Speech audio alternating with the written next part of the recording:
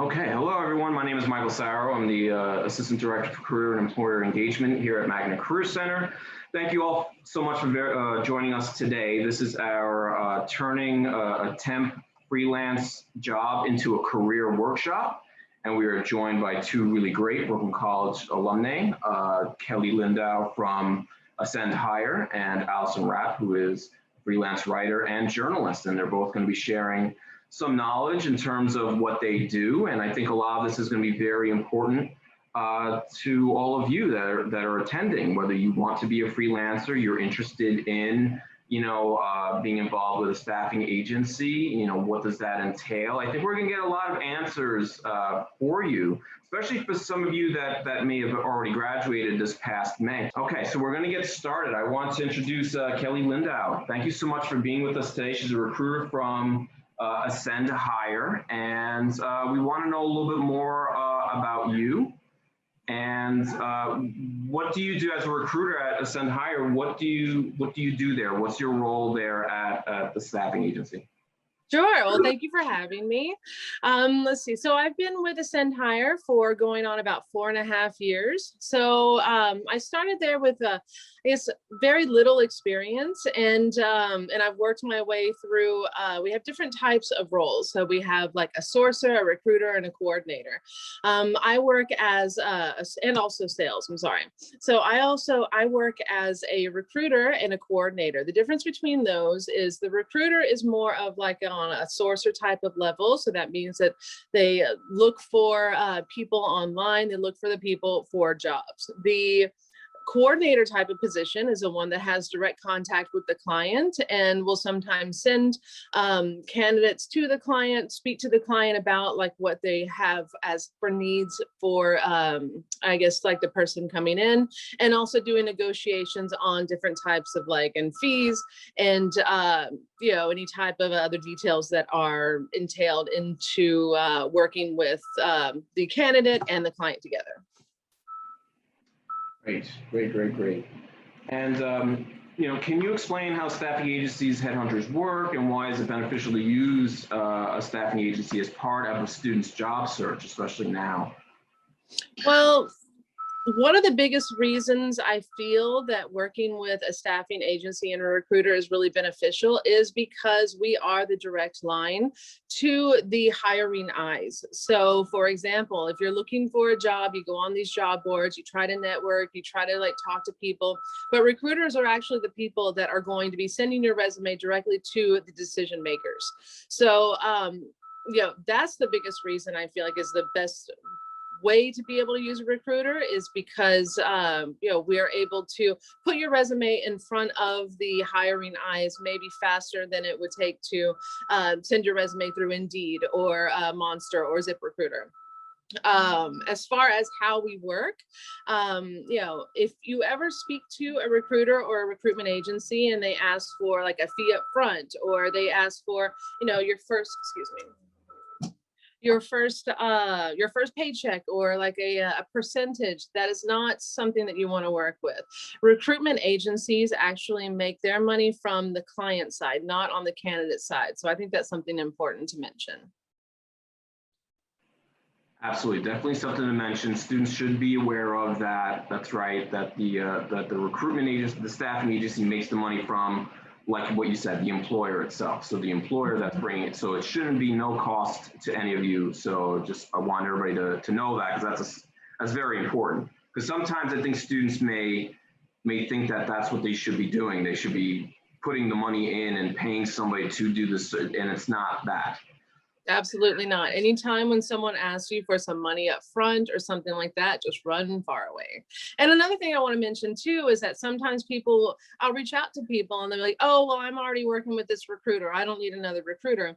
I don't think that's really the best choice to make, because the more recruiters that you work with, the more agencies that you work with, that means there are more eyes that are looking for roles that match your background. So the positions that we have might not be the same positions as another recruitment agency has, and vice versa. So, build relationships with recruiters, with staffing agencies. You don't have to work with just one. And, the more that you have, the more people that you have looking for a role for you, the better chance that you have to be able to find one. Casting a wide net. Yeah, that's really good. The more people that are working for you, the better it is, and it's just going to make you more visible to employers and opportunities. And you may have already kind of answered this, how can students select a reputable one? Any tips on for those who want to work with an agency? You sort of already covered this. I don't know if you wanted to add anything else to it. Speak to other people that have a good relationship with a recruiter, then, always get referrals from those people. If you have a good relationship with a recruiter, make sure that you spread the word as well. Recruiters sometimes have a bad reputation, as in, they don't respond to emails, or they're not very communicative, or they're not very transparent. So when you do find a recruiter that you like, then stick with them and also refer them to other people. Kelly, in terms of LinkedIn, do you find LinkedIn to be very important for students? Do you suggest that students should have a LinkedIn account? Absolutely. Have a LinkedIn account, have a picture on your LinkedIn, and put any information that you can, because recruiters use LinkedIn for a big majority of their recruitment efforts. One of the reasons why, maybe not reasons, but one of a big factor that played a part in me working with Ascend Hire was I was on LinkedIn and I connected with someone who did also the same program as I did at Brooklyn College. And we started speaking, and he was like, "Oh, well, are you looking for a position? We might have a role here." And then we had actually never known each other in Brooklyn College, but because of that connection through Brooklyn College and through LinkedIn, I was able to come in, interview, and then 4.5, almost 5 years later, I've been working there. Wow, it's a great story. It's a great story, and you never know. And like you said, right, there's that connection. And sometimes students say to me, they're like, "Well, I don't know these people," and I say, well, I mean, if you know alumni, if you were to reach out to any alumni on LinkedIn, you have a natural icebreaker there, because you both went to Brooklyn College. And when you lead with that kind of helps a lot. Absolutely. People reach out to me all the time. "Hey, we went to the same school. Hey, we did the same program. Oh, do you remember this teacher? Oh, I'd like some information on this, or could you take a look at my resume?" I'm happy to do any of that. What I've told students to do is, because some students, they have a LinkedIn profile. But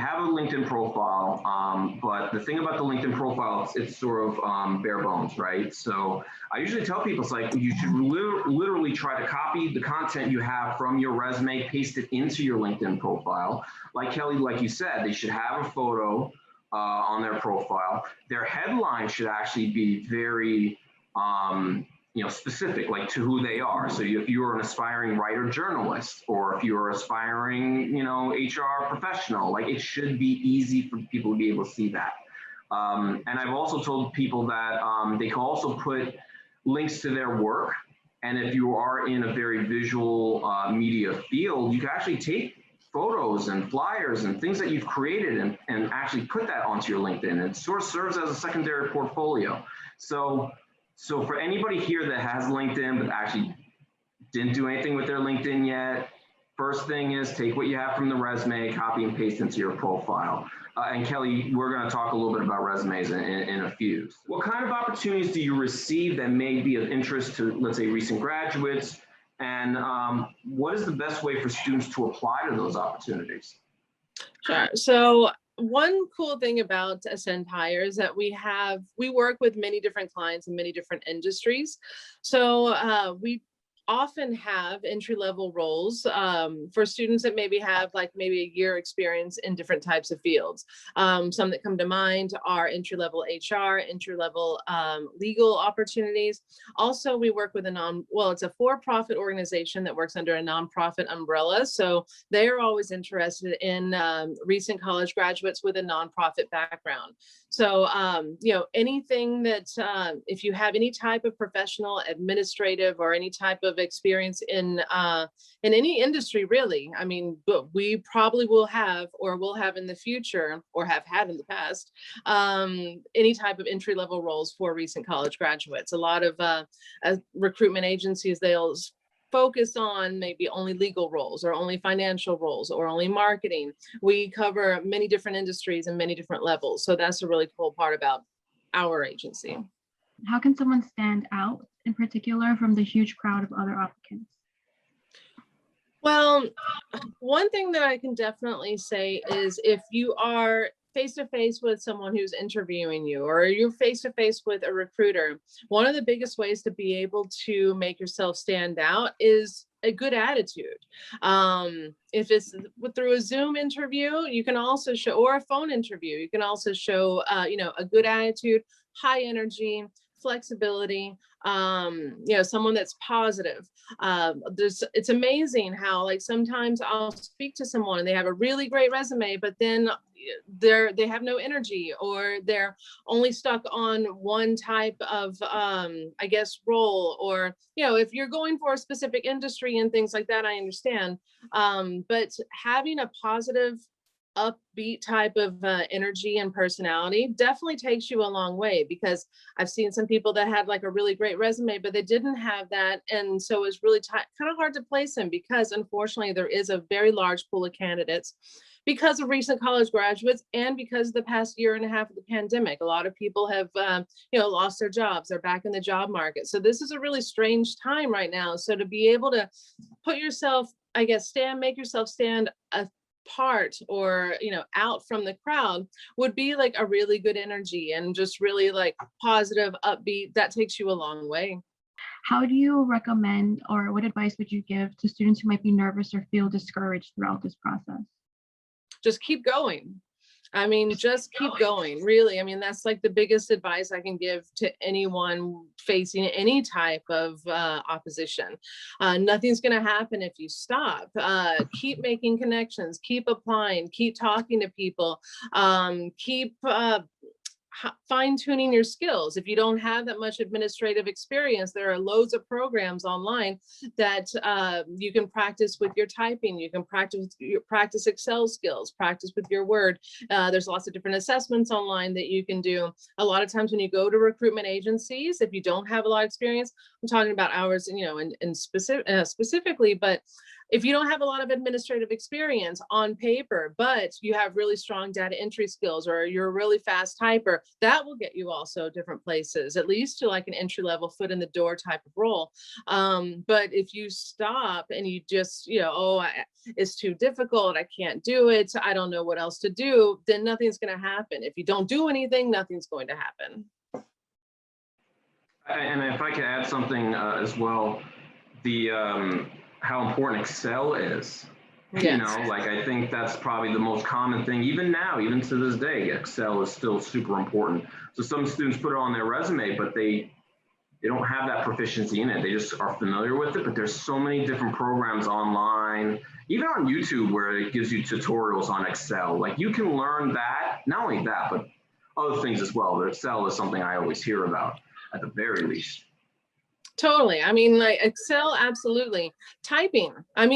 You would think that like people that are, graduating from school have high typing abilities, but a lot of times, doing the minimum on typing, you can do like 20, 30 words a minute, and that's fine. But if to make yourself stand out, then if you can push to that 50, 60, 70 words per minute, even 100 words per minute, that's just something that, you can do at home and practice, and it doesn't cost you anything. And it can definitely like put your foot into the door.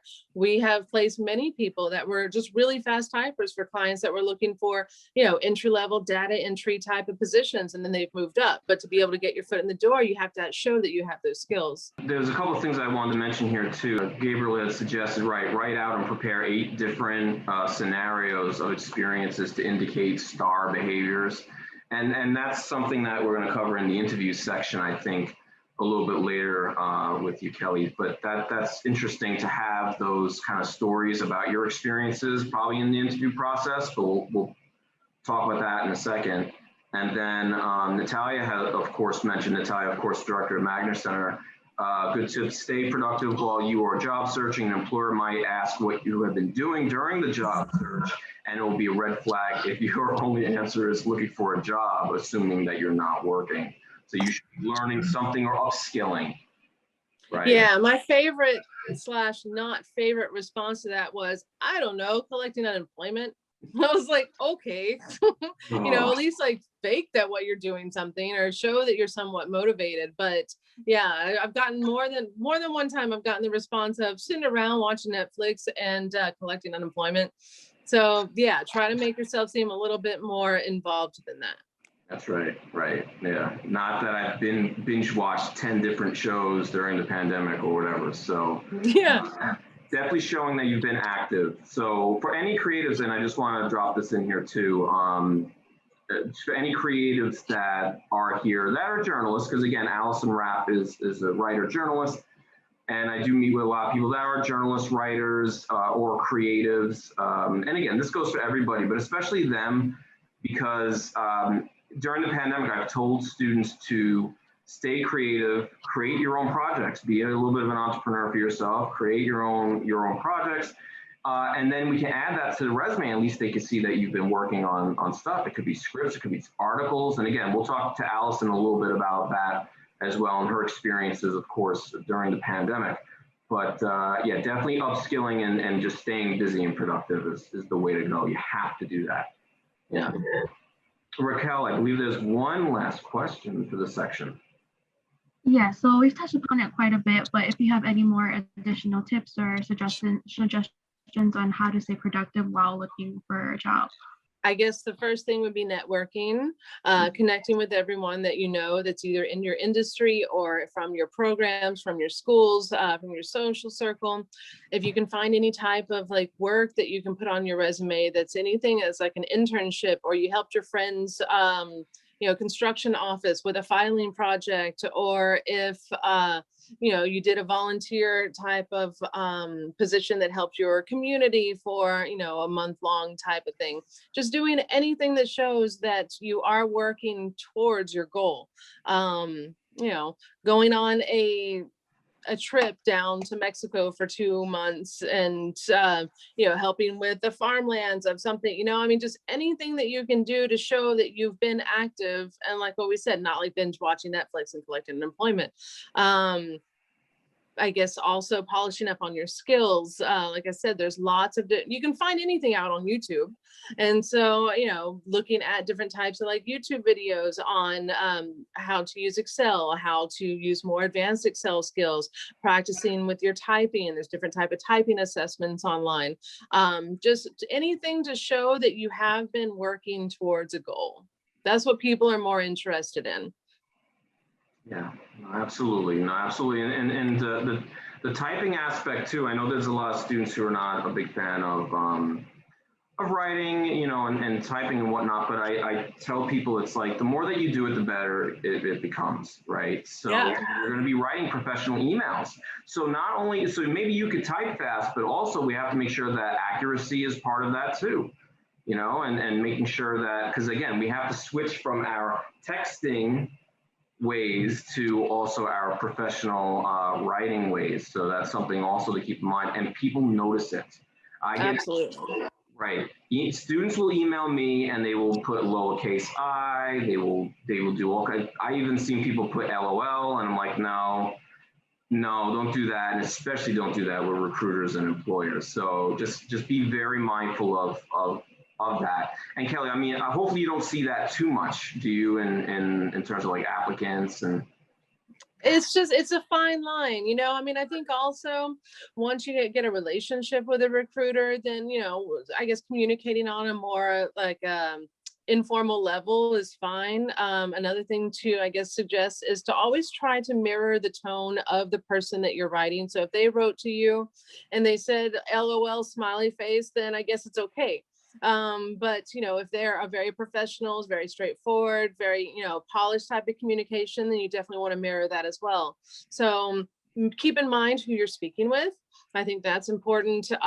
But as far as when you are communicating, like what you said, make sure that your punctuation is correct, that you don't have any run-on sentences. Another thing is sometimes people are writing all caps. I mean, that's it's funny to me that, that people think that that's yelling at you or being very aggressive, but that's the effect that it does bring through. So just make sure you understand like the tone, if it's either informal or informal conversation, and just make sure with your punctuation, your grammar, that does go a long way, and not only in the communication, but also in your resume as well. I think we're coming up to resumes in a bit. Yeah, resumes is next, and I wanted to ask you, how do you set yourself apart in a resume even when you don't have a lot of work experience? I sometimes also feel that less is more with resumes. Sometimes people think that, especially if you don't have a lot of work experience, that you have to put, relevant coursework. Usually employers are pretty familiar with what the coursework is entailed for different programs, unless there's something like very different. But if you're an accounting major, they pretty much understand what type of classes you had to take for that accounting major, and also psychology.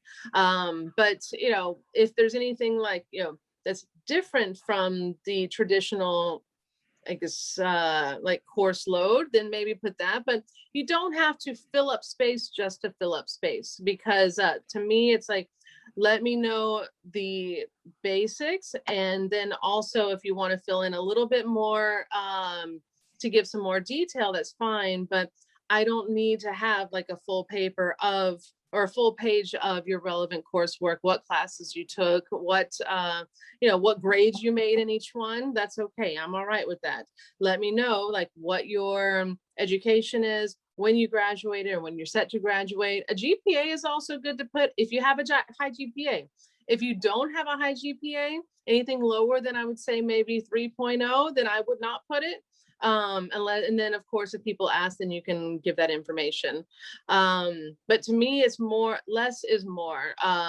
You don't have to even fill up a full page. I have submitted resumes to clients that were half a page of information, but it was the important, useful information, and the student got the job. So it's, you don't have to fit everything on just to make it look full. Just include the important information. Skills, specific skills section, I guess, and that can touch upon, obviously some of the skills that are, I guess, transferable from their experiences. Some students who may be going into, like what you said, accounting or finance or some other industry, and most of their work experience had been, let's say, in a doctor's office. What are those transferable skills? What are your thoughts on that aspect being on the Absolutely. Record? Did you work with vendors? Did you work with invoices? Did you help with payroll? What type of programs do you use for payroll? All of this information is definitely going more towards like an accounting or a finance or a bookkeeping type of role. Excuse me. If you are, if you're working in an office, and if you have the flexibility to, or you have the openness with your supervisor to maybe help work on different types of projects that maybe might not be in your position, but they could use some help with the payroll, or they can use some help with the data analyst. And then that's something that you can help with, maybe put a foot into, and then you can also add that to your resume. Try to find ways to where you can gain more skills in the positions that you're working at the time. I've actually met with a student back in, there was one student who I was working with who I've known for about a year, but then she didn't have a lot of experience in social media. She wanted to go into social media marketing. And, we had an opportunity to have her just come and volunteer with us. And I had her do specific things to help us with our social media. I mention this because volunteer experience could also be really great in terms of a skill builder, especially towards, let's say, your career, something that's relevant, related. In her case, because she was interested in digital marketing, I think that volunteer experience, even though she wasn't getting paid, it was still really great. And to your point, Kelly, about like quantifying data, like what were the results of the work that you did, like you can always show that too. So, I mean, like what you said, vendors, how many vendors, what was the results of your work? So quantitative and qualitative data is something that everybody really needs to think about on your resume for sure. Absolutely. And then also talking about like nonprofits or like volunteer type of work, not only does it give you more experience and more exposure to maybe like a different industry or a different type of skill, but it also shows the person that's reviewing your resume that you are interested in community service, helping, assisting maybe disadvantaged populations. All of that will also speak to what type of person you are, what type of interest you have. So any type of volunteer work, any type of nonprofit experience, I think you should always put on your resume. Special interests, I find kind of interesting when people put on their resume. If you are, I don't know, I'm kind of conflicted on this, on that, I guess, category, because sometimes it could work for you, it could work against you. I think it also depends on who you're sending your resume to. If you're sending your resume to a recruiter, they can decide to take it off or keep it on whenever they send it to a client.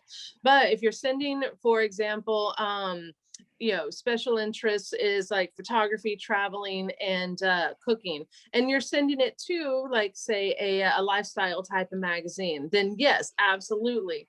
But if you're sending it to a financial type of firm, then that's not really relevant. So make sure that your special interest section kind of matches or makes sense to the person that you're sending it to.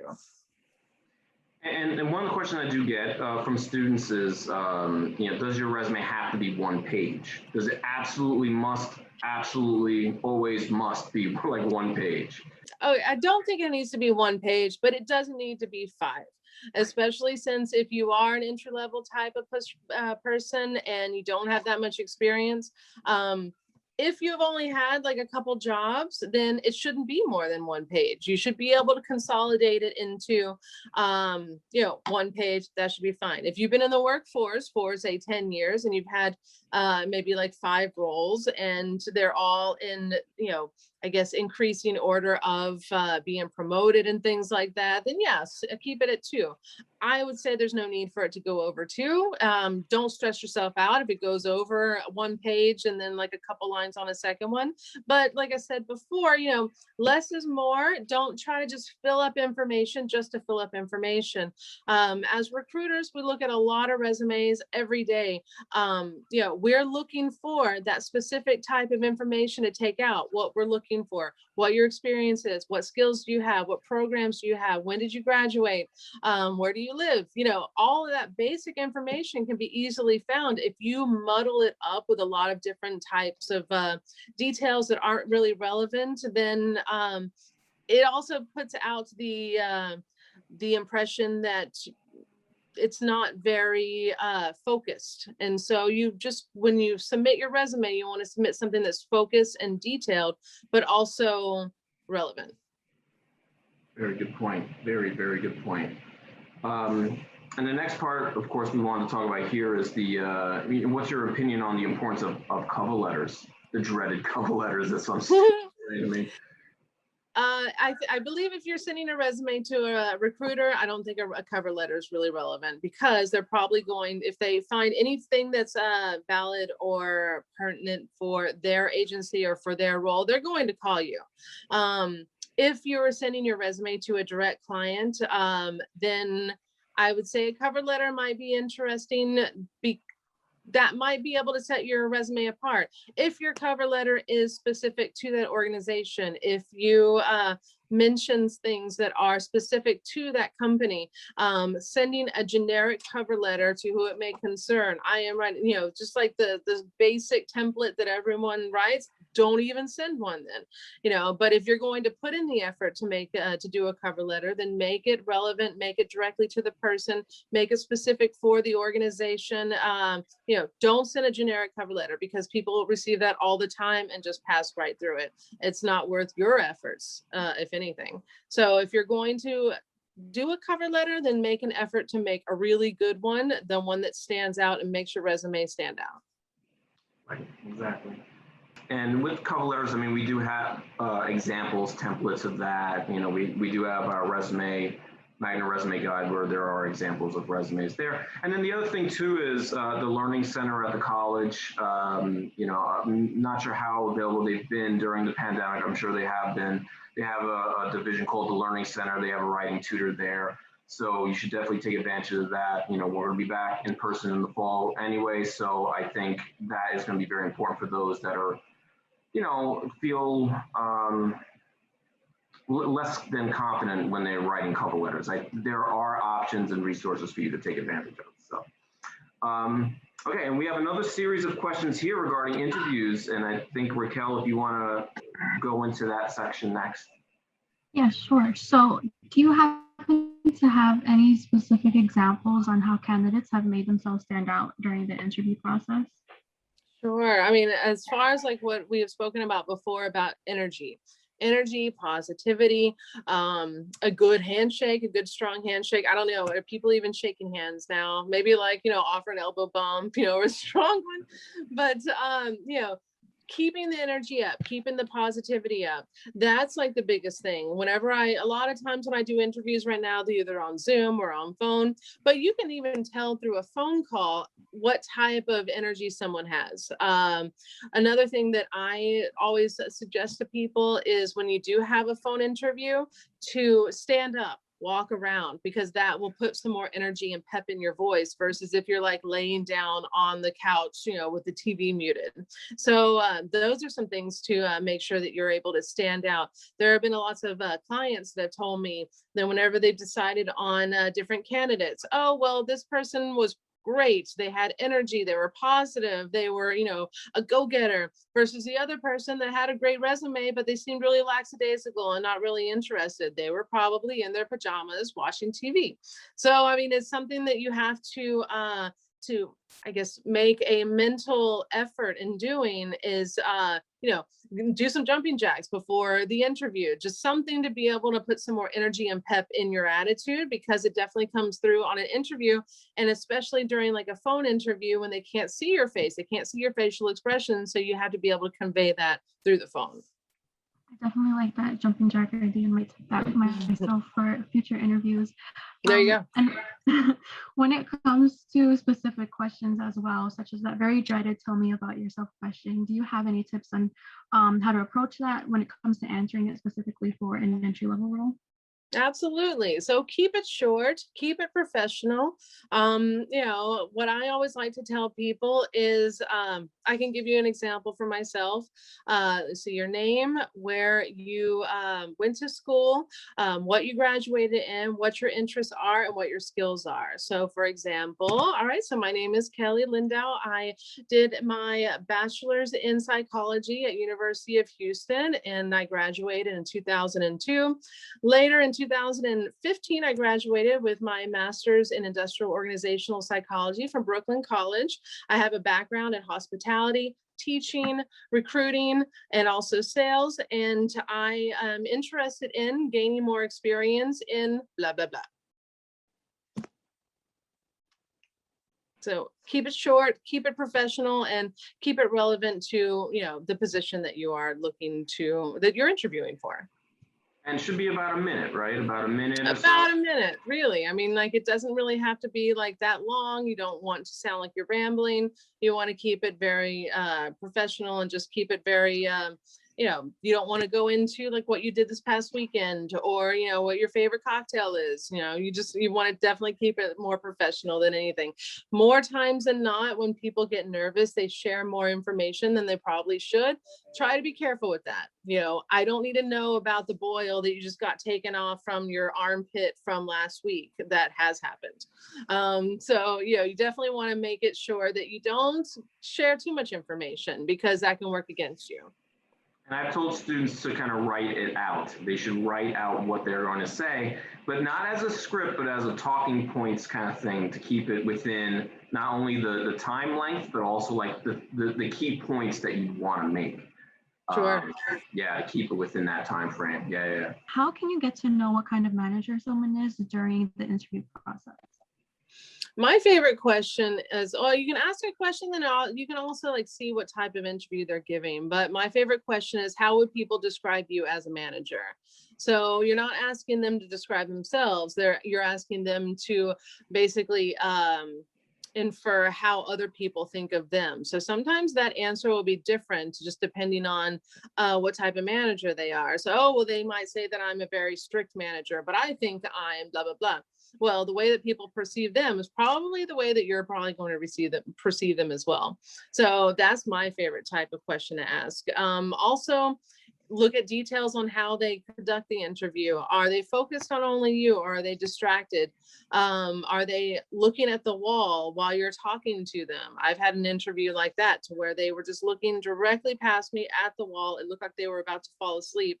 I ended up getting the job, but he wasn't the best manager. So you just want to, keep, I guess, pay attention to what they do during the interview. Are they fidgety? Are they, as they're also assessing you on how you present yourself, you can also assess them on how they present themselves. Do they seem confident? Do they seem comfortable? Or do they seem agitated? Just to being able to take those cues as well, you can infer what type of manager. And also, if you want to go that extra step, you can go on LinkedIn and then you can reach out to people that might be under this person or might know this person. As far as, you don't want to go in and say, hey, what type of person is this? But you can ask, what is your experience working with this company? What would you say the culture is? And when you talk to other people that might be in the same environment, you can get a better idea as well. You're interviewing them as much as they're interviewing you, in a sense. Absolutely. It's trying to find a fit for both parties. And as much as people say, oh, well, this person wasn't a fit for the organization, well, maybe the organization wasn't a fit for them either. And I think to add on to that, do you have any additional questions that you think as interviewees to ask to better understand the work environment when doing an interview? I mean, you can directly ask. You can also look at different reviews. I feel like, the internet has a lot of resources to be able to find, Glassdoor. If it's a well-established firm, then you can definitely look on there. People are very open to share their experiences, either positive or negative.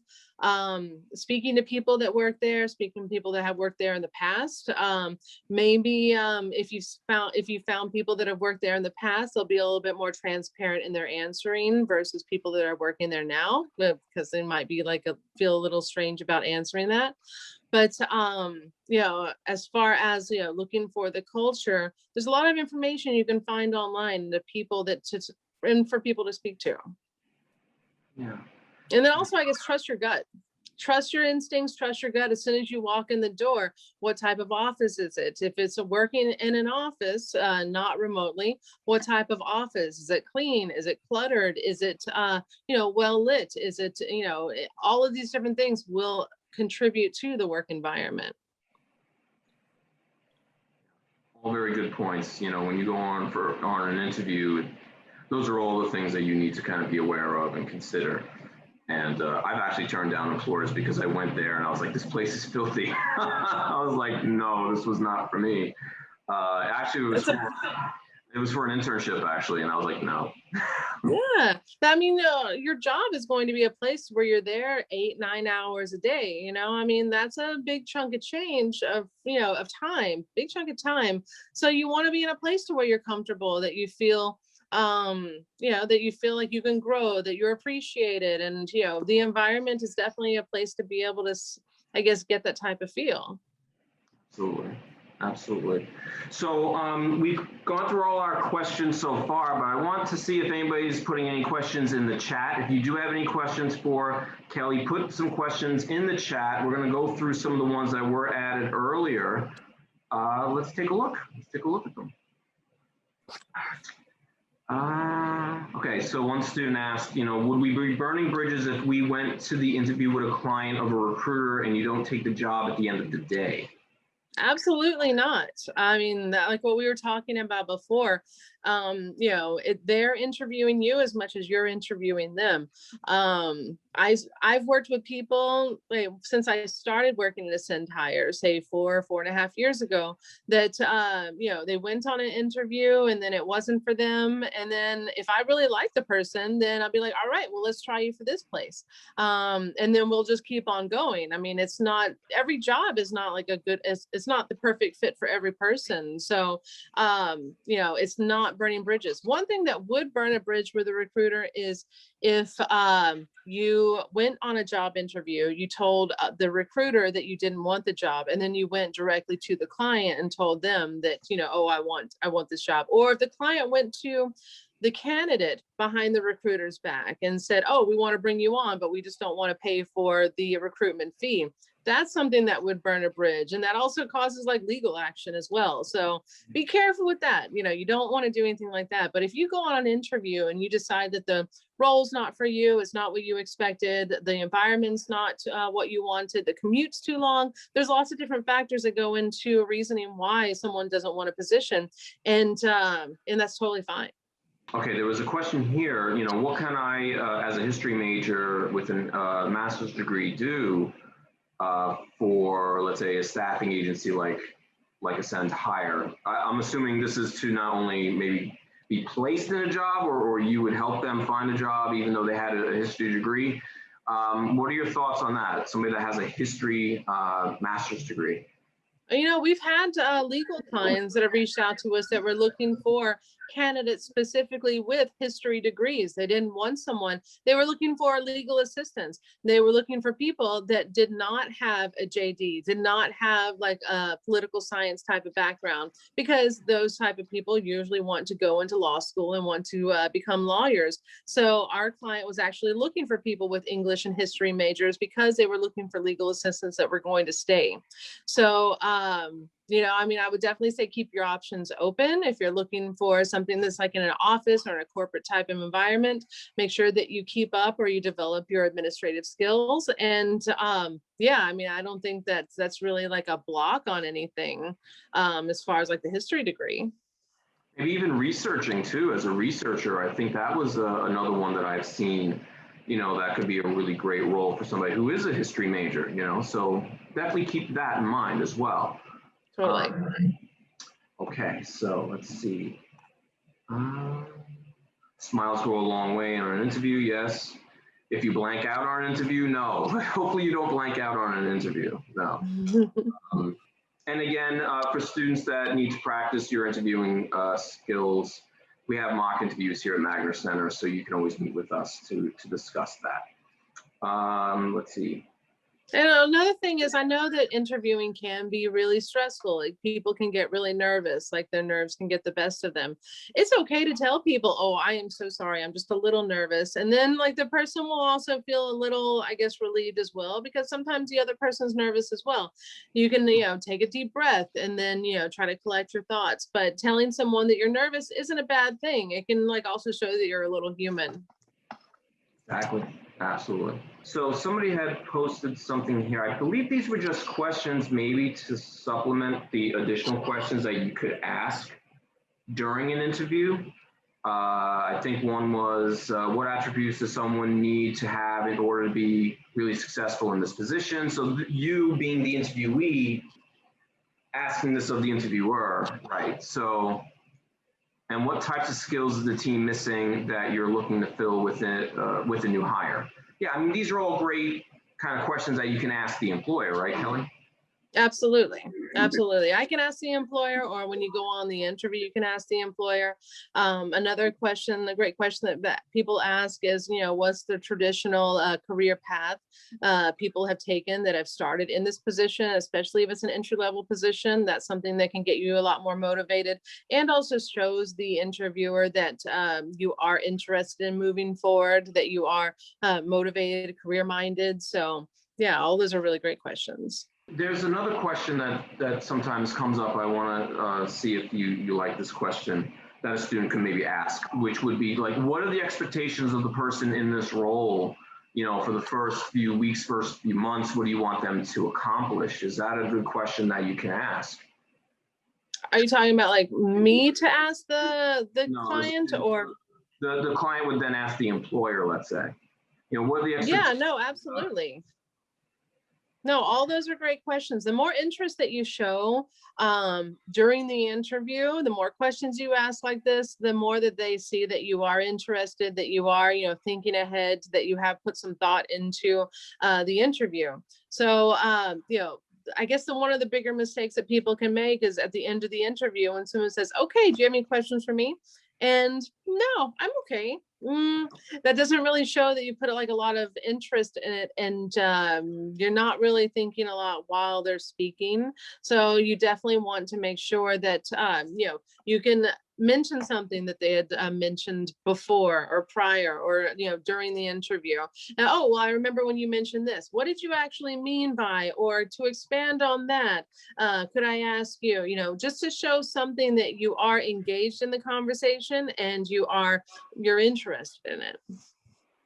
Yeah, just asking them to elaborate on things. Yeah, going Exactly. back to what I said earlier, just could you elaborate or touch upon this again? I think that's great. It's better than just saying, no, you answered all my questions. And like, no, do not. No, that just leaves the interview flat. You don't want to leave it flat. Right. And a student has asked, how does someone get in touch with staffing agencies, hiring managers specifically? I guess they're asking, do they just send their resume to Ascend Hire, or? You can send your resume over to me. My email, I don't know if you can like type it on there or something. My email is Kellie, Kellie at ascendhire.com. You can also connect with other recruiters, instead of just there you go. Thank you. You can just send your resume over to, if you connect with other people on LinkedIn, other recruiters, don't blast your resume everywhere. Hey, I'm looking for a job. Bam. Try to give an introduction. Try to be like, hey, I'm a recent college graduate. Anyone that you're connected with, or you have a common interest with, or you went to the same program, or try to find some type of common interest. Try to establish, at least a little bit of a communication, a little bit of a connection. And then after that, most of the time, they'll say, hey, we actually specialize in these roles. Go ahead and send me your resume, but don't blast your resume to everyone. It seems a little ingenuine. So, try to create these connections with the recruiters. And after that, if they ask for it, then go ahead. But, you never know what type of connections will lead to what. Good points. Very good points. And I think a student's asking, I think if they have a temporary position at a company that they really like and they want to make it permanent, do they contact the recruiter, or do they contact the company to do that? To see if there's an option. That's a little touchy, because if you're starting with a company and it's a temporary role, all right, so it probably has been established that it's a temporary role. Maybe it's maternity leave. Maybe it's while they're looking for someone to bring in on a permanent basis for that role. Maybe it's just for like a project type of basis. So if you're working a temporary role, then I would tread lightly, just because you don't want to seem like you're being you're trying to cause an issue. It's like, oh, I know I was brought in for this maternity leave, but I really like this role and I want it to become permanent. It's not really the way to go about it. Be transparent with your recruiter. Let them know that, hey, I'm really interested. Maybe if they have a temp to perm or a permanent role down the road, but you never know what might happen. So for example, that maternity leave, the mom just didn't come back to go back to work. She decided to stay at home for a little longer. Or while you're there might be a permanent position that opens up while you're there that you can apply for. But if you go into and try to like buzz in the ears of the people that are hiring managers, then it might work against you. I've seen it work against people anyway. Be transparent and communicate with your recruiter though, because your recruiter might know some things that you don't. Oh, well, I know that there's this person that's about to leave. So let me go ahead and try to like slide your name in there to see if they might be interested. There are other positions also that are temp to perm. Sometimes it's temporary until they find it in the budget to become permanent. That is something to understand and to be aware of. Other times it's temporary to temp to perm, which is temporary for 90 working days, and then it does become permanent. The two are very different, even though they sound very similar. So for us, for example, I'd say 90% of our temp to perm roles do become permanent. The only reason why they wouldn't become permanent are reasons that are normal for any type of situation. The person was coming in late every day, or they weren't meeting expectations, or they weren't doing the job up to the way that they said they could do it, on the interview. But so there's different types of situations for different types of temporary roles. Knowing which one that you are in and using your recruiter as a resource for that, I would definitely say would be a good option. But don't go to the client directly unless your recruiter suggests it. Like, hey, they're really open. Why don't you ask them? But make sure that you keep the line of communication open with your recruiter before you go to the client directly, because that can also affect the relationship the recruiter and the client have. Very good points. There is another question here, I believe. Let's see. If they had an interview with a company and they weren't selected, can they then apply again, or can they get a recruiter to get them an interview opportunity again, maybe with that same company? That's a good question. I mean, unfortunately, when we send a resume, sometimes it happens that that resume was already received by the client. Oh, we received that resume from Indeed. And so, so unfortunately, we're not able to push any clients to be able to interview anyone. We can just present.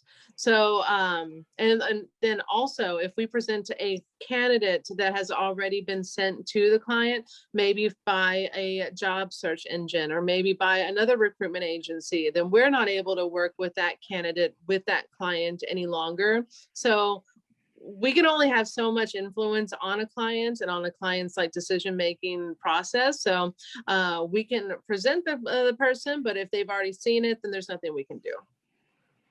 Good points. Good points. Something to keep in mind, definitely. I think we've come up on our time with Kelly. Kelly, do you have any other maybe final thoughts, advice maybe for some of our students, even those that are graduating? Well, congratulations on graduating. You know, I mean, that's really exciting. I know probably this year and last year probably wasn't like the ideal type of situation, but you guys did it. Congratulations. You're joining a really like great network as far as like Brooklyn College and Magner Center. You know, the biggest thing is just to keep on networking, keep on talking to people. Send me your resume. I'll be happy to help you if I can. You know, if you know, we only work with a certain amount of people or a certain amount of, I guess, different types of backgrounds and things like that. But we definitely do try to like work with, you know, as many people as we can.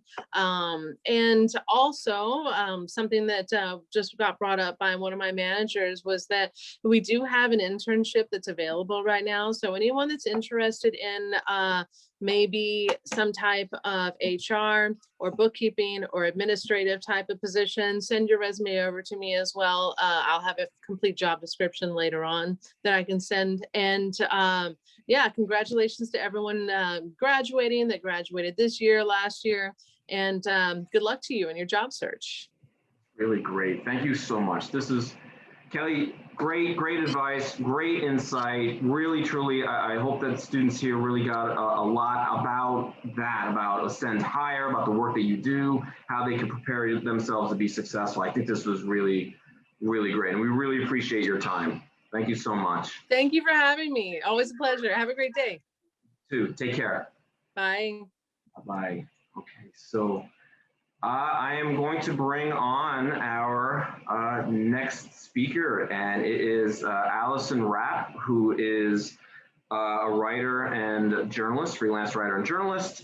She actually graduated in December, and I've known Allison for a while. She actually worked with us at the Magna Career Center, but she also has a lot of other really great experience for students here that are interested in being a freelancer, and it doesn't have to be just a writer journalist, but for those of you that are interested in writing and being a journalist, freelance, I think this is going to be very important. Overall, I think it's going to be a lot of really great, helpful tips here. So let me introduce Allison Rapp. Allison, thank you so much for joining us today. How are you? Everybody. I'm good. Thanks everyone for being here. This is exciting. I'm so glad. This is great. This is great. And hope everybody still has their ACs on. Yes. Lately. I Yes, do. today actually not so bad, but okay. All right. So we're going to jump right in. Let's learn a little bit about you. You know, your background, your career path. You know, maybe why did you choose writing and journalism? What drew you to that? Yeah. It's funny. I think I've actually said this exact same thing to you before, but I always felt like I was one of those really fortunate people in high school who knew exactly what they wanted to do. I was always really big, you know, I was the English kid. I loved English classes. I was terrible at math and science. So I knew that I wanted to write. And actually, I'm from Buffalo, and in my hometown, the big paper is the Buffalo News. And they used to have, they don't have it anymore, they used to have a specific section of the newspaper. And every week they would devote a couple of pages specifically to high school writers in Buffalo. So you could apply, and as a high schooler, you could write for the Buffalo News. And I did, and I always had so much fun, like seeing my little name in print in a little byline in the Buffalo News. And I thought that was just the coolest thing in the world. And I wanted to do that, you know, for the rest of my life. So that was definitely, you know, my inspiration for going into journalism school. And like you said, I graduated last December with my BA in journalism. More specifically, I'm a music journalist. I'm a full-time freelance music journalist. So I do a lot of band interviews, album reviews. Right now I'm doing a lot of coverage of like new tour announcements because tours are coming back. I'm so sorry, I live on a very busy street here, if you could hear that. But I will say that, you know, as you mentioned, I'm quite flexible in what I do, and I cover a lot of different arts and cultural topics in the city. So I'm kind of all over the board. When I got to Brooklyn College, I immediately got into the school newspaper. So I did that through my entire time that I was here. And then I started freelancing about midway through my time in Brooklyn College. So I was already freelancing while I was still a full-time student. So yeah, that's a little bit about who I am and what I do right now. Good. There's a lot of really good points there. I wanted to mention also, so when you were able to kind of describe, you know, like why you chose this industry, this field, why you gravitated towards it, how important has that been to understand how to verbalize that, maybe even writing it down, like, and to be able to express that maybe in an interview? Have you done that in the past, or that's sort of part of your tell me about yourself? Yeah, I mean, yeah, to a certain extent. I frequently will have people ask me about how I got into the certain music that I write about and how I know so much about what I know. My focus right now, I do a lot of like old school classic rock writing still, and I have a lot of people ask me about how I got into that sort of thing. And you know, it kind of goes back to what Kelly was talking about earlier about being really personable and upbeat and just being really honest and real and authentic with who you're talking to. I think that, you know, that resonates with people who are looking to hire somebody a lot more than if you have that, like you, as you say, like a script almost. If you can just be honest about who you are, what you like to do, what your background is, that goes a long way. Yeah. Being genuine, and not only that, being able to write it out and then practice it, and then it becomes natural. So I always, it sounds a little silly, but like I've always been one of those people who like, I'll practice it in the mirror out loud to myself, you know, like 10 times over. And it sounds really stupid and my roommates probably think I'm crazy, but it's really helpful. No, it's totally helpful. No, that definitely works, and it definitely kind of helps you understand like how are you coming across. You know, it could even help with the you know, eye contact aspect too, right? Like, are you making eye contact or not? People notice those things; they always do. So that's good. That's something that's a tip in terms of interviewing. And I think, and we had mentioned it earlier with Kelly too. So that's important for students that may think that maybe they need to improve upon their interviewing skills. And honestly, the only way that you're going to improve is by practicing it either with mock interviews or actually going on interviews themselves. So what are the most rewarding aspects of you being a freelance writer and journalist? What comes to mind? Yeah, I mean, I think it's pretty obvious that, you know, having a certain sense of flexibility and freedom to my schedule to a certain extent. I mean, I don't mean to imply that there's no structure at all to my days and I get up at noon and like do whatever I feel like, because that's definitely not the case. So you know, I still very much keep a structure to my days, but there is a certain sense of, you know, being able to be a little bit more flexible with what specific hours you work, where you're working from. There's a lot of downsides to working remotely, but one of the upsides is being able to, you know, I can work in different places, I can travel and still do my work from anywhere, which is really, really nice. So I like that. I also really, really love that I am not stuck doing one particular thing. I get the opportunity to do several, I cover a lot of different topics. I talk to a lot of different people. I'm always talking to new people every single week. And so it feels almost like every week I kind of have a new job almost, which is really exciting to me. And it keeps things fresh and it keeps me motivated to move towards the next project. And I feel like that's not necessarily something that you get as much with a 9-to-5 kind of regular job. Absolutely, absolutely. And to kind of touch upon what you had just said in terms of you like variety. That's what it is. It's variety, variety of options. Yeah, I mean, well, that's part of what drew me to journalism. I liked not being set into one particular topic. I like to learn about a lot of different things. I like to write about a lot of different things. I just think it's really fresh and exciting to be able to cover a whole bunch of different things. That's what news is,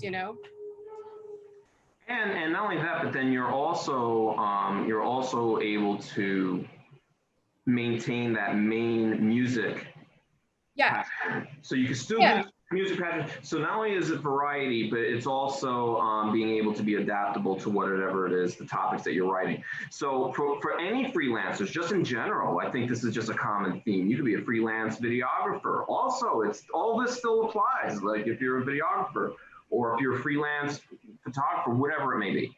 But yeah, so that's interesting. So you have variety, you have adaptability. One other point that I want to ask you about is, and I think you kind of mentioned this in terms of having a structure to your day. It's how do you be an effective, how do you go about being an effective freelancer? You have structure, but then also you have to be able to convey the fact that you are effective working remotely, right? So, I mean, how important, especially during the pandemic, how important has that been to be able to make sure that they understand, whoever your employer would be, that you can work effectively and efficiently in a remote setting? I think for me specifically, and for my industry specifically, a lot of that has to do with being responsive and communicative with people. That doesn't mean you have to reply to emails within like 3 seconds, but being available when somebody needs to ask you a question about something, if somebody has an edit for you, being responsive so that people know, like, if I have a question to ask Allison, like, she's going to respond to me in a relatively timely manner, and this doesn't have to get dragged out. That's one thing. And another thing, and it sounds very simple, but I just had a conversation with an editor about this the other day. You'd be surprised how often it doesn't happen, but just being able to hit the deadlines that you say you're going to make. Don't ever accept work or say yes to a project that you are not absolutely positively certain you're going to be able to make. It can be really, really easy to fall into the trap of wanting to say yes to a whole bunch of different things and biting off more than you can chew. But being able to hit that deadline every single time and early, if possible, is really important because it shows that you are reliable, you're going to be there, you're going to fulfill whatever it is that you said you're going to do. And that is how people end up coming back to you for more work because they know that you're reliable and they know that you're going to get the job done.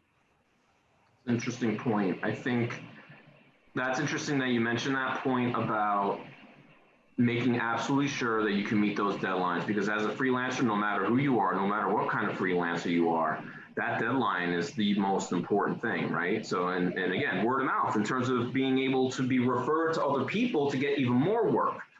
Yeah, I mean, there's been plenty of instances where I have done what I thought was perhaps going to be a one-off project for somebody, and I hit the deadline right on time, or maybe I hit it a little bit earlier, and then we got that done out of the way. And the next thing I know, the editor has come back to me in a week and been like, hey, what do you think about this? Do you want to maybe cover this for me too? And it just chain starts that kind of relationship. And if you're working on multiple projects, how do you organize that for yourself? I mean, I'm assuming you must have some kind of planner or something. Like, I can't even tell you, I got lists galore, like all over the place. I write things down. I'm one of those people who very much enjoys writing things down physically so I can see my list, I can see my notes. I frequently plug reminders into my calendar all the time, things that say, like, this is due on Friday, that kind of thing. I think it's really helpful to, don't assume that you're going to remember something. Right. Write it down. But that again goes back to not biting off more than you can chew and making sure that what you have on your plate at the present moment is everything, you can handle it. Yeah, no, this is absolutely true and something that everybody should should keep in mind. I mean, to-do lists, reminders, all of it. So for those of you that maybe might not be doing that, you really should be doing that. And for those of you that are doing it, or maybe you're getting tired of the tediousness of it, no, that's this is an important part of this whole process of being somebody who can be an effective and efficient freelancer. So yeah, and also just, you know, not being afraid to say no to projects if you feel like you have enough on your plate already. That's okay. It can be really hard when, especially, you know, you're a younger person in the industry because you feel like you want to say yes to everything. But there's nothing wrong with saying no to a project. It's okay. good, because other projects may come along and you may end up working with them anyway later. The other thing too is maybe you would be a hot commodity in a sense. Well, oh, we couldn't get her to work on this project now because she's got a lot of stuff going on. That in their mind could be like, well, she's got a lot of stuff going on. She might be worth circling back to and bringing on to do something with us later. That's an excellent point. Absolutely. Yeah. Okay, great. And then one other question here. You know, how did your experiences writing for the college newspaper help you in your freelancing career?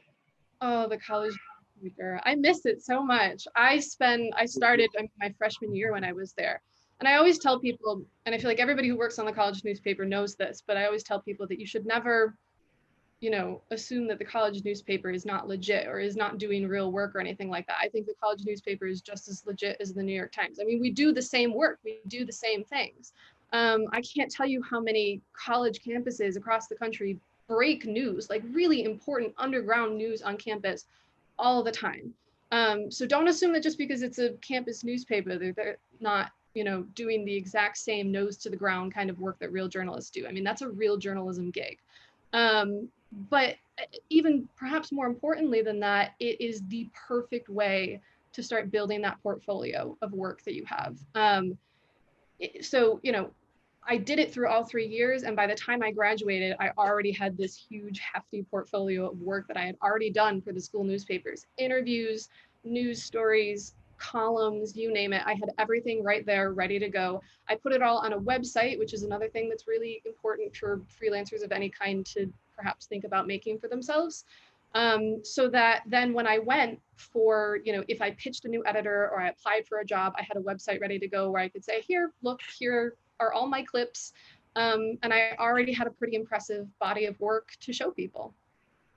And if you don't have that, I mean, I think that that's one of the most important things that people in this industry are looking for, is that you already have a pretty solid foundation in, you know, you can put a piece together and you can show people that. What kind of website what platform, what kind of website did you use?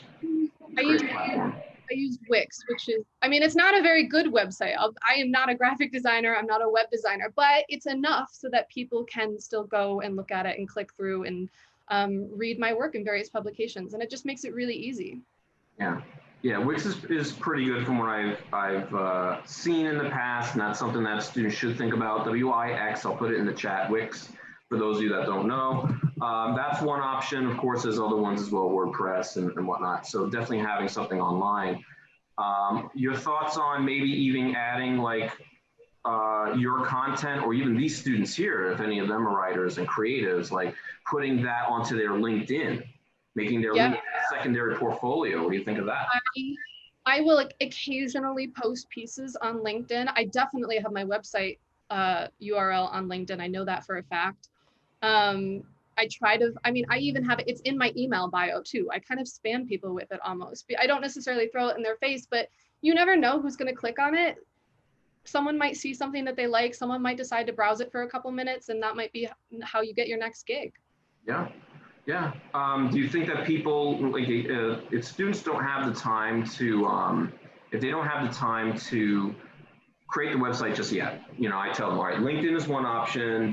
Do you suggest that they link to articles, obviously from the college newspaper website itself, or do they take some of those writings, put them in a Google Doc and have that available? I mean, as long as it's easy for them, like an employer to see, right? As long as you can figure out, maybe it's also like a specific Twitter profile for your work stuff or whatever it is. As long as there's some sort of specific, easy way where you can say, here is a short list of, you know, 4 or 5 of what I feel to be my best pieces, so that you can show people that. Just make it as easy as possible for them to, you know, look at that work. And then a lot of that, of course, was added to your resume as well. I mean, some pieces could be under maybe your project section, or obviously you have a link to your Wix on the top of your resume is there as well. I do. As a freelancer, I have a slightly different setup to my resume, and I have a little section that says freelance contributor, and then I have the publications kind of listed out. You could do it a lot of different ways, but the Wix site is definitely quite helpful to have it all in one place. Great. And then, we touched upon this a little bit before, but how important is networking to you and to the entire freelancing process? That is what freelancing is, networking. That's basically all it is. Constant networking. I would not be doing what I do if I didn't have the contacts that I have, and I have them from all sorts of different places. I have them from social media. I have them from meeting people at concerts. I have them from all sorts of, from classes. Everywhere I go is constantly kind of a networking opportunity. A really good example I can give you right off the bat is right now I'm a main contributor at a site called Ultimate Classic Rock. I'm one of their main writers. And I got the job because last summer, a mentor of mine, a big time freelancer who befriended me and kind of served as a little bit of a mentor, she got a pitch in her inbox that had to do with Gibson guitars, and she sent it to me and she was like, I don't cover music at all. I don't know why I have this, but if you would like it, here you go wild, go nuts, see what you can do. And I took it and I pitched it around a couple different places, and it ended up in the inbox of Ultimate Classic Rock. I pitched it to them, and I had the editor get back to me, and he was like, oh, this isn't really going to work for our schedule right now, but your email was really good and we really love your portfolio. Do you want to do something else for us? And 10 months later, I'm now one of their main contributors. So, and this, I was thinking about this earlier when you were talking about crafting a really good, well-written email. I mean, that's your first introduction to anybody. And especially if you're emailing someone, as I do all the time, someone that you've never spoken to before in your entire life. And you likely will never speak to them again if they don't accept your pitch. It's so important to really craft that email as concisely as you possibly can. Make sure you've got those typos, out of there. Still personable, still sounding like yourself. You don't want to sound like a robot, of course, but that's your first impression on people. And if you can catch their attention in that first email, then maybe they are going to go click on your website. Maybe they are going to go look at your portfolio. Maybe they are going to, see what else you've got going on and see if there's another opportunity for you, even if that specific thing that you're talking to them about isn't going to work. Right. And then the other thing too about this is, because you have to stay in touch with so many people, do you hang on to emails of people? Do you store it away somewhere? Do you have it organized? Do you have back in the day, what did they used to have the Rolodex, right? So Rolodex. Oh my goodness. That's actually even maybe before me too, but that. No, we don't have those anymore. We don't make those anymore. You find them in an IT place. Well, no, we don't need it. We have our phones now. But I mean, do you have it stored away somewhere else? How do you organize some of that? I don't delete emails. I have everything right there still ready to go if I ever need to pull up an email address. I don't get rid of those things. I don't purge my inbox. Well, to a certain extent, but not, anything that comes from anyone that might be semi-important down the road does not get deleted. Another example of that, I recently interviewed Peter Frampton. I don't know if any of you guys are even you're definitely not that know that. But anyway, his publicist contact was an email address that I happened to already have on file because I had spoken to her several months ago for a different album release. And I'd worked on a different project, but I knew immediately, I was like, oh, Cammie is the same PR person as Peter Frampton. I'm gonna hit her up. And I ended up interviewing him. So those things don't get deleted. I keep them all on handy. You never know when someone's name is going to come up somewhere, including your own. Right. And that brings me up to another question I just thought of, which is, so you have this contact, obviously, that knows Peter, and then it's so how, and you might have touched upon this already, but obviously clear, concise email, but you pitched an idea to write a story, right? I knew that I was going to do it for Ultimate Classic Rock because he's a classic rock artist, of course. And so I emailed Cammie, but that's the woman's name, and I just said, hey, I hope you're well. That goes a long way too. I know that sounds also pretty silly, but just a little note, hope you're doing all right, hope everything's going okay. I know that Peter has a new album coming out next month, and I was wondering if perhaps he is available and doing interviews ahead of time. I would love to do a feature piece for Ultimate Classic Rock. Let me know what you think. And bam, there you go. And she, you know, we have enough of a relationship now that she knows that I am not just some crazy person or anything like that, and that I am going to follow through on what I say. And, you know, it just worked out like that. But being concise, being yourself can go a really long way in an email interaction, especially when you don't have that face-to-face or that voice connection. Right. So being genuine, being straight to the point too. I mean, obviously it was important that you mentioned the employer, you know, who you were writing it for. So that's good to kind of do that, because I think sometimes people may overthink the pitch. Like how do I do the ask? How do I ask somebody? Can I, you know, because have you ever run into like situations where you've asked people to interview them and they've said no? Like 90% of the time. Okay. Yeah, well, I mean, that's part of it, though. You know, you definitely can't be afraid of rejection in this industry, and you have to consistently remind yourself that just because someone says no to you doesn't inherently mean that you are terrible at your job and that that was a terrible idea that you just pitched. It just means that it's not going to work right there, you know, and then you just move on to the next idea. This industry is kind of revolved around hitting the right button at the right time, so to speak. And if it doesn't happen to work out in that exact moment, it's okay. Like, it's fine. You just move on to the next. Great, great. So don't worry about rejection. Keep it moving. Keep it moving, always. Okay, Raquel is here, and I think Raquel has some questions for you as well. Raquel. Hey, Allison, thanks for joining us. Now I wanted to ask you a couple of questions about the business aspects of being a freelancer. So can you speak a little bit on the business side of what you do in terms of invoices, payments, how do you negotiate pay, and that whole aspect of it? Yeah, I guess I'll talk about negotiating pay first, because, I mean, to be entirely transparent, I am literally, like, I'm in the middle of learning how to do that right now, especially as a young person in this industry. It's really hard as a young person in this industry, because, as I said earlier, you feel like you want to say yes to a lot of projects right away. And I will tell you right off the bat that I did a lot of writing for free when I first started freelancing, or a lot of writing for not a whole lot of money at all. And that sucked. It was not fun at all. But, you know, there really at the time was no other way for me to build a portfolio if I didn't. And now, fortunately, I'm in a place where I don't have to accept lower paying work or free work as much. But, you know, that takes a while. It does take a little while. That's kind of an unfortunate reality of that.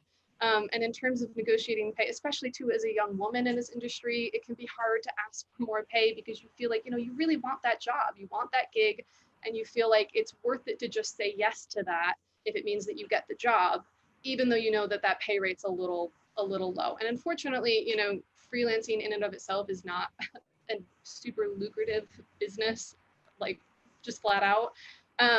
But as long as you can kind of, you know, be aware of what people are offering you and be able to compare a little bit between different places, what they're offering you, and not being afraid to think about, okay, how much time is this project going to actually take me? How much effort am I going to actually put into this? How many hours this is actually going to take me? And is the amount of money that they're offering me going to be worth it in the long run? Because if the answer is yes, then that's great. But if the answer is no, and you think, you know, I've got 8 other projects I really should be working on instead, then you should probably reconsider that idea. But I will just say right off the bat that I myself am still learning how to negotiate pay. It is very hard when you were young in this industry. But in terms of the people who do pay me right now, you know, it goes back to just that idea of being flexible and reasonable and personable, and not, you know, freaking out over people who haven't paid you. The reality is that there are a lot of publications and people in this industry who are going to take ages to pay you. I mean, I hear horror stories all the time about people who wait years for payments from publications. It's true. And I've been very fortunate to work for people who are pretty good about paying me on time. But, you know, the art of the follow-up email is something that you have to get really good at in this industry. And there's nothing wrong with following up with somebody who owes you money and just being really nice about it and being like, hey, you know, I just noticed that I haven't received payment yet for X, Y, or Z piece. Let me know if there's anything else you need from me on my end in terms of like a Venmo or whatever. Let me know. Thanks. Just being really, as I say, reasonable and flexible and understanding about it too. People tend to want to pay those people more than the people who don't write emails like that, if that makes sense. So yeah, and again, same thing with deadlines, just making notes of who owes you what money and how long it's been and that kind of thing is really helpful. Make little reminders on your calendar, even if that's helpful, just to keep on top of those numbers. Because the last thing you want to do is like, you reach the end of the year and you're like, oh, so-and-so owes me $500. Where did that go? Right. All very good points. That's why I wanted to ask you about the business part of this too, because as a lot of creatives, we're creative and that's what we want to do and focus on the creative, but then there's a whole business aspect of it that must be taken seriously.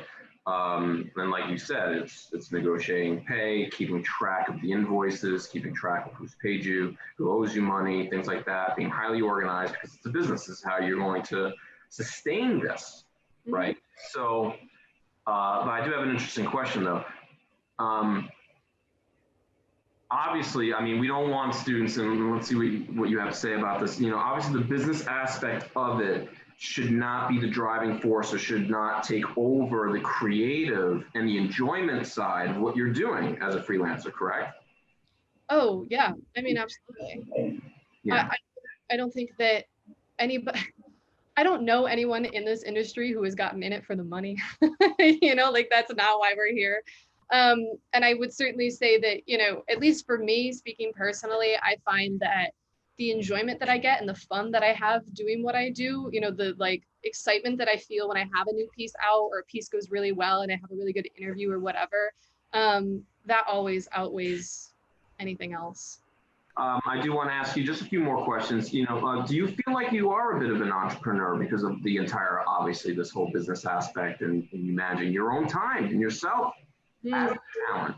Yeah, no, that's a good way of putting it. I definitely feel, I'm responsible for crafting like my reputation and my identity as, a writer, as a journalist. I don't necessarily, I don't have a specific publication to back myself up and be like, oh, I'm Allison from such and such. Like, I'm just Allison, I'm a freelancer. And so, my reputation as a writer, as a contractor, as all of those things is really important because I really want people to be able to, when they see my byline somewhere or my name pops up on their email inbox, I want them to say like, oh yeah, like she's reliable. She does good work. She does her research. She has, she can bring her A game to the table. She's done the work before. And I want people to, think about that when my name comes up, because a lot of working in this industry is putting your name out there. So I definitely feel that that's true. Yeah, definitely, the reputation, that's going to be very important. Yeah, word of mouth, like that's how you're going to be suggested and recommended for other gigs and opportunities. And then this turns into one other question about, hence the title, right? How do you turn a temp freelance job into a career? I mean, you could be a career freelancer, but, again, you don't work the traditional 9 to 5, which is what you enjoy. But maybe one day, and I know we've talked about this in the past, who's to say that you can't take all the work that you've done, apply to a full-time job at the New York Times and get in and work there full-time later? Yeah. Oh my gosh. Right. Absolutely. 100%. I mean, right now, the work that I do for Ultimate Classic Rock, that came about because I was, several months ago, I was just kind of like an on-call freelancer, so to speak. And I did the job well enough and I hit all my deadlines and I did everything that they were asking me to do and went a little bit above and beyond, that they eventually asked me, like, do you want some real hours here? Like, do you want extra hours? Do you want to do some news shifts? And had them, approach me and ask about me taking on more responsibility.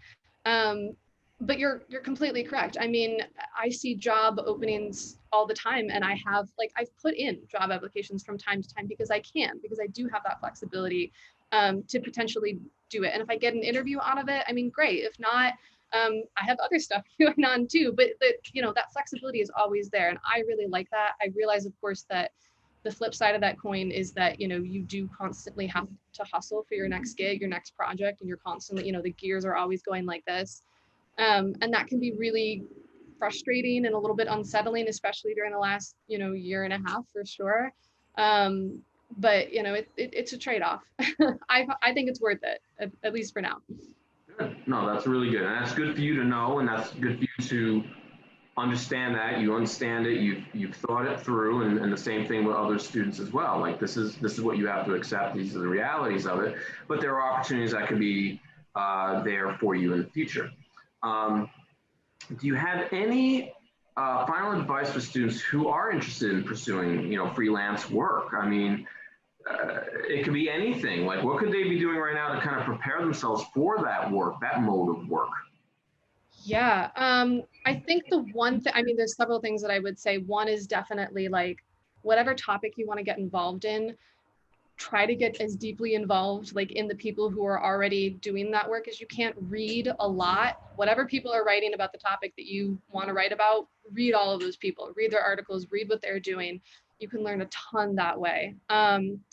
Another thing is if you ever stumble across someone's writing or a piece of work that you really like, that resonates with you, and you think that was really good, I really like that, don't ever be afraid to reach out to somebody and just send them an email, send them a note, find their Twitter, like DM them. I know that sounds kind of creepy, but it's always, I really like when people do that for me, and you get a nice note from somebody and that says, this piece of work resonated with me and I liked this about it. And that's also how I've made a lot of my contacts, by, reaching out to people that way and just saying like, hey, I really liked this piece.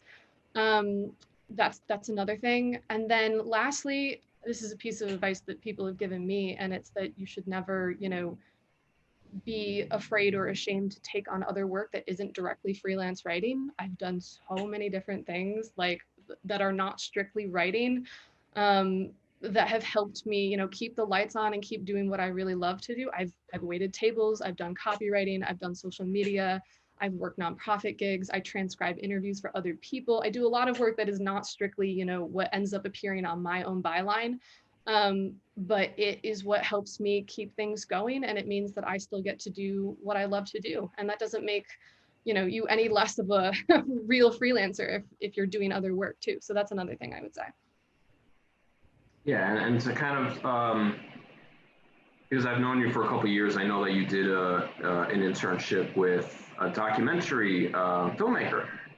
I did. I was an intern with Ken Burns a couple summers ago, which obviously is like, that's not music writing, of course, but I learned a lot about, I did a lot of really in-depth research when I was there. I used microfiche. I was like in the literal basements of New York Public Library, like doing the nitty gritty work. But I carry those skills over into everything that I do. And I am a really meticulous researcher now because of it. I know where to look for things.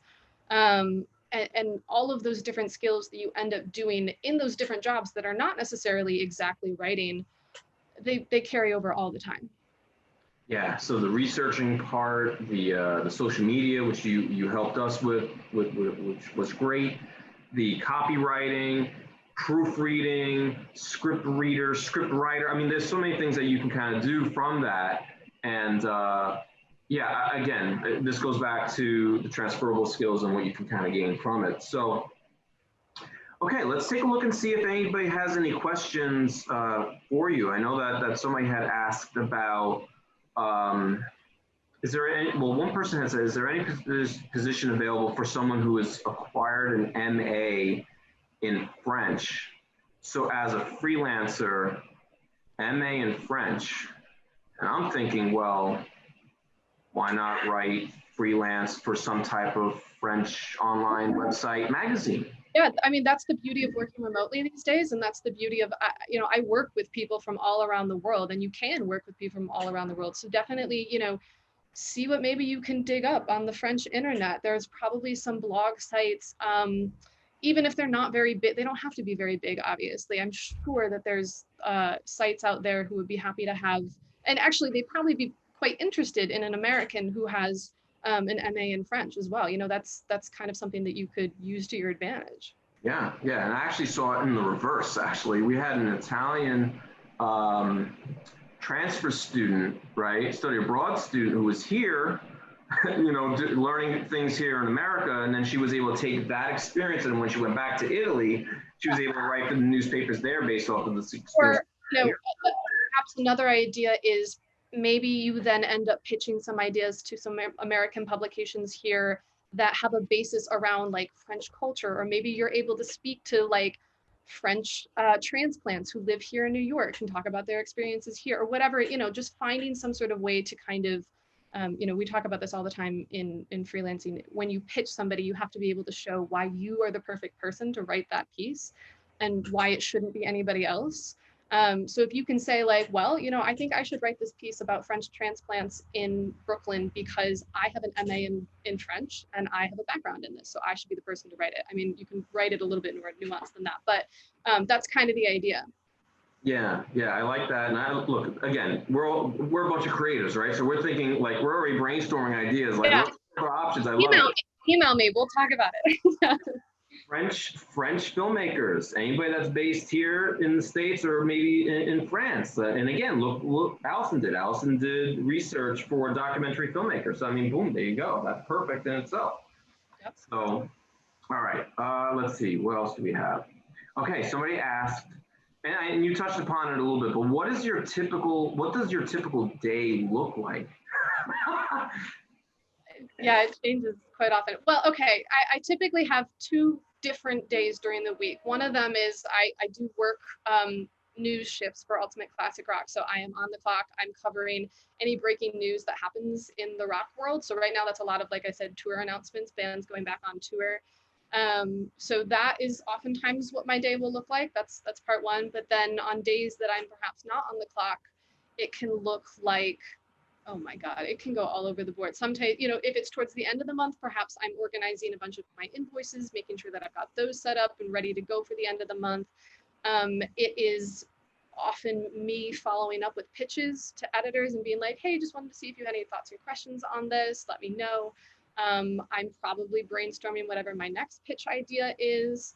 I am probably prepping whatever notes that I have to do for whatever interview I'm doing next. I am a scrupulous researcher before I do my interviews. I always come really prepared for those. So that is very often something that takes up quite a bit of time during my day. It can shift so many times, but that's kind of a gist of like what my typical week looks like. And then of course you, I'm not sure if you had touched upon this or not, but obviously do you keep your weekends to yourself or no? No, I don't. I definitely don't. I mean, I feel like if I'm not, again, that is part of the beauty of doing this, is that I can, you know, maybe I do want to take Saturday morning to write a draft. And that's how I spend my Saturday, and I hammer out a draft, and that's kind of what I do. I also, for my industry in particular, you know, I'm listening to a lot of albums, I'm listening to a lot of music, I'm listening to whatever band it is that I'm about to interview next. I'm doing that kind of thing. So I feel like my work life sort of flows through the whole weekend, so to speak. The nice thing, as I said earlier, is that I do have the flexibility to say like, okay, no, I'm just going to work for a couple of hours on Saturday morning. I'm going to get that draft done, and then I'm going to take the rest of the day. So like having that kind of flexibility to do that is nice, but no, I don't. I work on the weekends. Sorry, everybody. Hey, but it is, the hustle is real. I mean, it is. Yeah. You know? Well, that's the thing, is that, you know, I don't really see it as work, really, because I really love doing it. I love to write. That's why I do this. And I get a lot of joy and satisfaction out of putting a draft together. I love interviewing people. It's fun for me. It doesn't really feel like work. So yes, I work on the weekends, but I'm doing things that I really find enjoyable. I'm writing about music. I mean, that's my dream. Yeah, no, yeah. And when you love something, it isn't really work. So that's perfect. I am going to ask you another question about, actually, no, Raquel's going to ask this next question about creativity. I may follow up on that because I want to get your take on another aspect as a fellow writer, I understand. But Raquel, you have a question.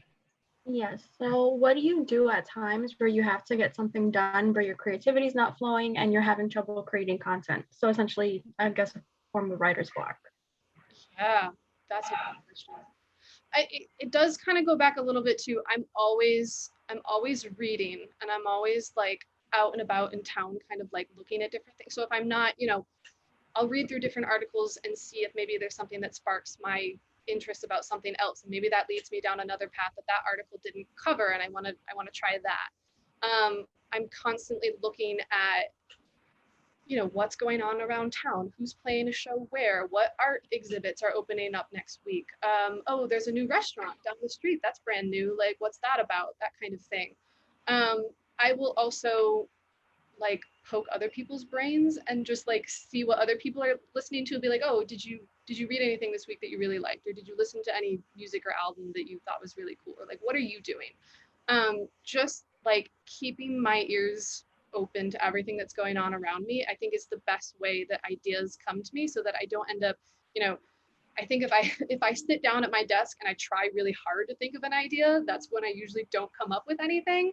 But if I put my headphones in, I put an album in, and I go take a walk, you never know like what you're gonna see or like what you're gonna think of when you're listening.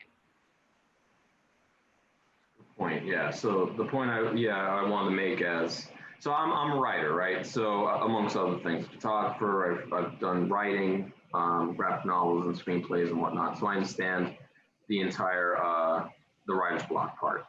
And what you just described there is how you summoned your muse in a sense, right? How did you get that inspiration going? So, you know, for anybody that kind of does feel that block, there's two things that go about this, right? So it's the perfectionism, right? So you have to write the perfect piece, the perfect screenplay, and it's so heavy. And then it's like, can I do that? So you have to sort of like ignore that. And then like you were saying, it's like, even if you don't have any ideas, nothing's coming to you, you have to summon that muse back to what it is that usually inspires you. Or I will sometimes, even if I have kind of a half-baked idea, I might bring it to someone and be like, is this anything? Like, what do you think about this? And maybe that person is like, oh, that's kind of cool, but what do you think about this angle, or like this part of it? And suddenly the idea starts to develop a little bit more. You know, it's really helpful to pick other people's brains, for sure. Do you ever get anybody kind of like pitch you up? Now, I've pitched you ideas. Like, I get a lot of, I mean, because my email is extremely public. I keep my email on my Twitter profile. It's on my website. It's on my LinkedIn. It's all over the place, because I do want people to feel like I'm accessible. But that does, of course, mean that I get more PR pitches in a day than I can count to. And sometimes they're great. Sometimes they are actually targeted to me, and it's something I'm really interested in, because whoever the PR person was took the time to look at my profile and they were like, oh, Allison writes about X, Y, and Z. Other times it makes no sense at all. Like, it's something completely and utterly random, and you know, you're going to get those kinds of things. You will have, I mean, that's what PR people do. That is their job. They're just doing their job. And if you can at least recognize that, you know, those people aren't out to bother you or make your life harder, but they're just doing their job just like you are. So yeah, and sometimes those pitches, those ideas will turn into full-blown pieces. Absolutely, it happens. Yeah, I mean, if you could get any advocates, you know, I have somebody who kind of like sends me articles about stuff that, you know, say, oh, this kind of sounds interesting as a story, don't you think? And I'm like, all right, you know, I'll add it to the list of my, you know, 100 stories that I have. But again, it's like, what do you get done? What do you get complete? What are you happy with? Mm-hmm. Yeah, and working with other people and getting them, like, again,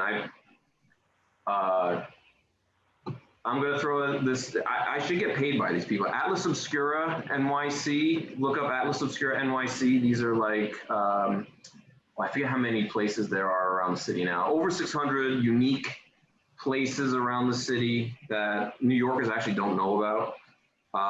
And you can go and find really interesting stories there. And I remember that was something that I had shown Allison and thought maybe that's something that could kind of give her some inspiration. I don't forget any of those things. I mean, they're always in the back of my head. This is what we were talking about earlier, is like, you know, I don't delete things. I'm constantly thinking like that could be handy in the future. Right. I keep links to all kinds of suggestions from people too. It's like, wow, this could end up being a really great story, a great piece, a great screenplay, whatever it may be. Maybe not now, but maybe a little bit later. But you have that there. Okay, and then we do have another question here. Do you ever have an interesting story, but they didn't want to credit you, like ghostwriting? That's a great question. I don't know if I've ever had anyone like not want to credit me specific. Well, I have written, okay, for example, I recently wrote a band bio for a band.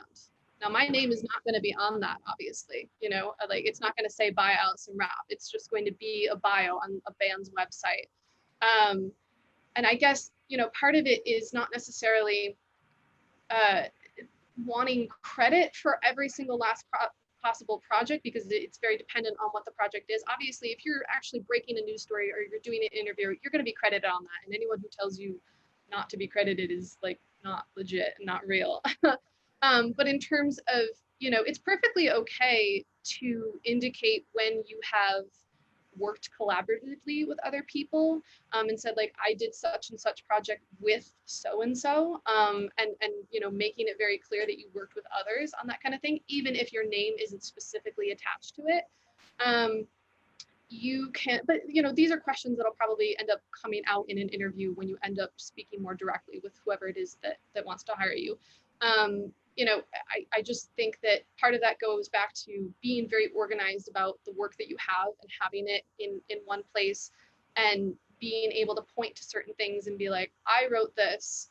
And even if your name isn't necessarily exactly credited on it, I mean, you still wrote the piece, and you should still feel confident enough in yourself to point that out to people. If it's something that you're proud of, maybe it's not something that you're proud of and you don't necessarily want to share. But if it's something that you are interested in sharing with somebody who's asking, don't be afraid to point it out just because your byline's not on there. Yeah, and I mean, on the resume itself, right? I mean, I would assume that you could still list it under, like, let's say freelance experience, or even like what you said before, published experience. And maybe, I don't know, what do you think about this? Do you put in parentheses uncredited? No, because I think the assumption is that if you have put it down, then you wrote it. And obviously, I mean, you're kind of setting yourself up for failure if you didn't actually write that piece. And if that gets out, like, that's going to be a really big problem, of course. And if someone really, really wants to check up and make sure that you wrote that piece, then they could reach out to whoever it is that you wrote that piece for and figure it out.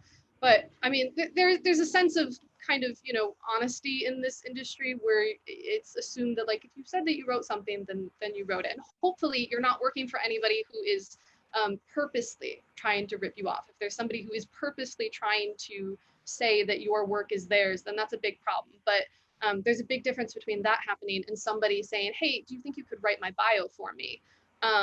And, you know, that person's never going to turn around and be like, oh, I wrote this. But, you know, there's a very big difference between those two things. And as long as you are working for the right people. Good. That's a good point. It's a good point. It's a good point to kind of talk it through, because that's something that could potentially come up. I mean, there are people that are ghostwriters. That's just how that is. But yeah. So it's good. A very good question in terms of that. And like you said, if you didn't write it, the power of the pen. Well, that's the thing, is that, you know, that will get out if you, you know, eventually. Don't think that it won't. So if you can be honest about what you have and have not done, that's going to go a longer way than lying about it. Yeah, but I don't think anybody here needs to know that. Everybody here knows that. That's not, yeah. Yeah, and this is kind of different than, like, sometimes you'll see that actors, especially in the beginning of their career, they were in a movie, but they were uncredited. Like Angelina Jolie was in a movie, but she was uncredited. But, you know, like, so sometimes in that industry, you'll see that. But what you're saying, Allison, yeah, it's very good to kind of be conscious of, like, how that will go in terms of going. If it appears that you're being ripped off, or you get the sense that you're going to be ripped off, then, like, do what you can to run the other way. Right. But that that's a gut feeling that you'll get. Good. Okay. All right. I think we've gone through all our questions. I mean, do you have any last tips or words of wisdom, advice? No, keep the faith. I know it's really hard to you know, I saw someone in the chat that said the hustle is 100% real, and yes, it is, absolutely. I will drop my email in the chat if anybody, like, has any other questions, or I don't know, wants to connect with me in any other way. I'd be happy to do that. They connect with you on LinkedIn too? Follow me on Twitter, like the whole 9 yards. Thanks so much for having me. This was a lot of fun. Yeah, no, I think there was a lot of really great advice. You know, obviously Kelly had a really great section there about, you know, staffing agencies, a lot of really great advice in terms of the work that she does, how that can be a valuable resource to everybody that was here. And then others that are going to watch this later on. And then Allison, you just kind of, the struggle's real, sure, the hustle's real, but you're doing it, you're making it happen, and you are a bit of an entrepreneur for yourself, and you kind of were able to share exactly, what your mindset is, how to go about this, what are some of the valuable pieces of advice, what are the things to look out for, what you could do right now to make yourself kind of like ready for this type of mode of work. I think it was all great advice. And we really do appreciate, you spending some time with us. You graduated in December of 2020, and you're doing it through the pandemic. So, and again, we're all going to continue to work hard towards your goals, no matter the pandemic. I mean, the pandemic, thankfully, it looks like it's finally receding in a sense. So I think, and I hope that everybody walks away from here with some really great advice. So thank you again, Allison. This was really great. And for everybody that's here, don't forget, Magna Center is open throughout the entire summer. We have all kinds of workshops and other things that we are going to make available. If you want to meet with a counselor, do mock interviews, everything else, we are available throughout the summer. So if you haven't taken advantage, please do. And that's it. That concludes our workshop for today. I hope you guys enjoyed. Thank you again, Allison. Thank you, Raquel, for being my co-host, and thank you, Kelly. And take care, everybody. Enjoy the rest of the day. Make sure to check out the My Career tab on the BC Navigator app, where you can track your career progress based on the amount of credits you've earned, stay updated on upcoming events from the Magna Center, and watch our videos for insight and advice on your career field.